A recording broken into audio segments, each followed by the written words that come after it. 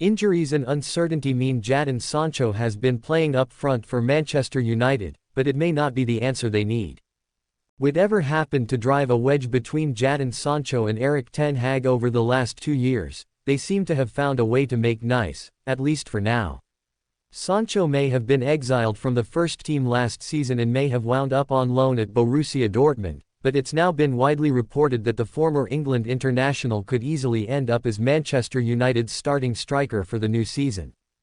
It's a fairly surprising concept on a few levels, not least of which is the fact that Sancho's refusal to apologise to ten Hag over training ground disagreements led to his apparently permanent removal from the squad.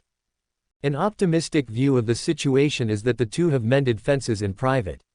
A more cynical view is that United couldn't find a buyer. Either way, and regardless of personal issues or attitudes towards the head coach, Sancho has simply not played well for his current employers over the last 3 years. Nor has he scored very many goals.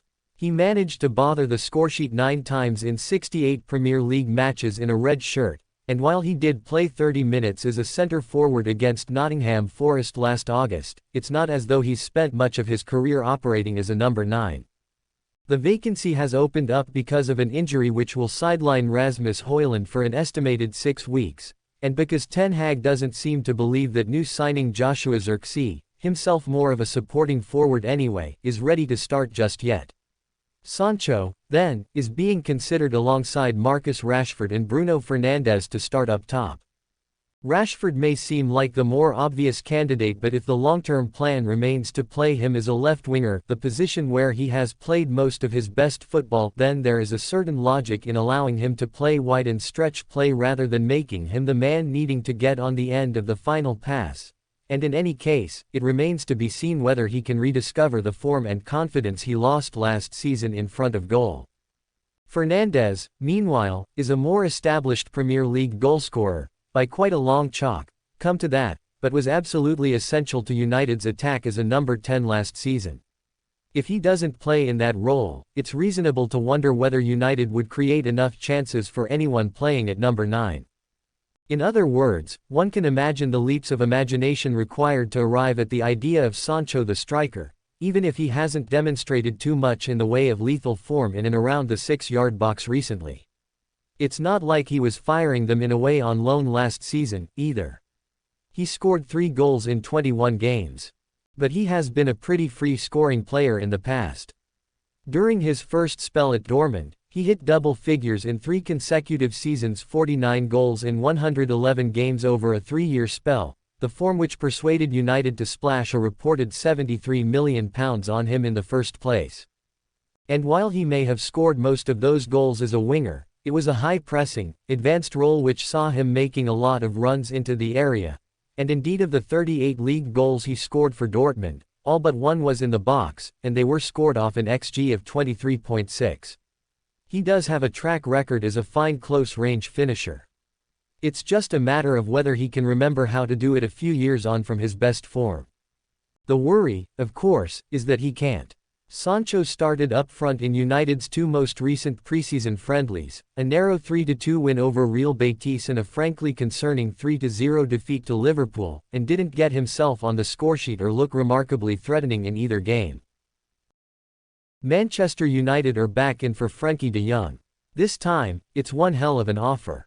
The Dutchman has been linked with the Red Devils on and off ever since Erik ten Hag rocked up at Old Trafford. De Jong was a pivotal member of ten Hag's Ajax side, which reached the 2019 Champions League semi-finals, and ever since, the midfielder has been coveted by his former boss. De Jong has never been quite convinced enough to leave Barcelona, however. Barca would reportedly ideally like the money, but with De Jong sitting on a lucrative contract, it's difficult to shift the 27-year-old. That might be about to change. According to Team Talk, citing reports in Spain, Barcelona are prepared to greenlight De Jong's long-anticipated Catalan departure. Manchester United are said to have been so desperate to get this one over the line, meanwhile, that they've even offered Antony as a makeweight in the deal. Unsurprisingly, Barca are said to have rejected the opportunity to take the floundering Brazilian on board, with Lamine Yamal their first-choice option on the right wing. Though both clubs are keen on a deal in principle, with the La Liga outfit apparently open to a cut-price move of as little as £34 million, just to get De Jong off their wage list. There could still be a long way to go. Nothing has been agreed just yet. That goes for De Jong's camp, too. In Forforto's view, this is a significant step in the saga as the case for United to sign the midfielder has been reopened, but nothing has changed from the player's perspective. United will still have to offer extraordinary wages to De Jong and resell the project. United may have a stronger hand this time, with Dutchman Joshua Zirkzee now in tow and a move for De Jong's close friend Matthijs de Ligt said to be in the works. As far as we can see, however, there may be cheaper options available, not to mention more relevant profiles to sign, with the emergence of Kobbie Mainoo negating the urgency for such a number 8 in the Red Devils squad. De Jong is worth €70 million, according to Transfermarkt. His contract expires in 2026. Manchester United's move for former Arsenal youngster Cheeto Obi Martin is ramping up, and transfer expert Fabrizio Romano, while speaking exclusively to GIVEMESPORT, has suggested that everything has been agreed between the Red Devils and the representatives of the 16-year-old starlet. Erik ten Hag, heading into his third season at the helm of his employers after signing a contract extension, has both Rasmus Højlund and Joshua Zirkzee at his disposal, but adding another centre-forward to the mix, one in the form of Obi Martin, wouldn't go amiss, especially with the Dutchman preparing for the long term. Manchester United were not the only team that were interested in striking a deal for the teenage sensation following his contract expiry in North London. Upon leaving the capital club, there were a host of clubs, Bayern Munich included, gunning for his signature. The talisman became a well-known figure around Premier League circles after his 10-goal frenzy against Liverpool's under-16s in November 2023. Despite being just 16 years of age, the large-statured was a regular fixture in the North Londoners' under-18 setup. According to Sky Sports, the Hale End graduate, born in Glostrup, Denmark, is set to complete his Old Trafford medical in the coming days before rubber-stamping his move from London to Greater Manchester.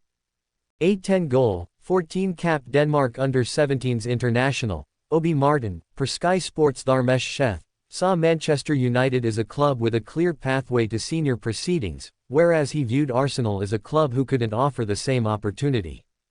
When quizzed whether the youngster's move to Old Trafford will be done soon, Romano suggested that he is unaware of the official announcement date, largely thanks to the Premier League's official process with youngsters, but is under the assumption that all details of the deal are now done.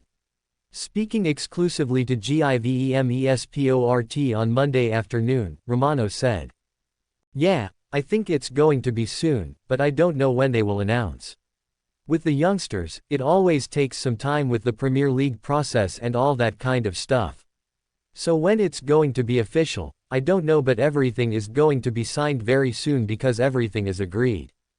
Obi Martin aside, Manchester United are looking to bolster their squad with some top-level experience before the summer transfer window closes for business at the end of the month, the 30th of August. Bayern Munich duo Noussair Mazraoui and Matthijs de Ligt have been earmarked as two new summer faces by former coach Ten Hag this summer, and Romano has now revealed that there's an ever-growing confidence over a double swoop for the Dutchman and Moroccan. Neither de Ligt nor Mazraoui are at the forefront of Vincent Kompany's plans for next season in Bavaria and are both keen on a move to Old Trafford, but whether Manchester United are able to finance both moves remains to be seen.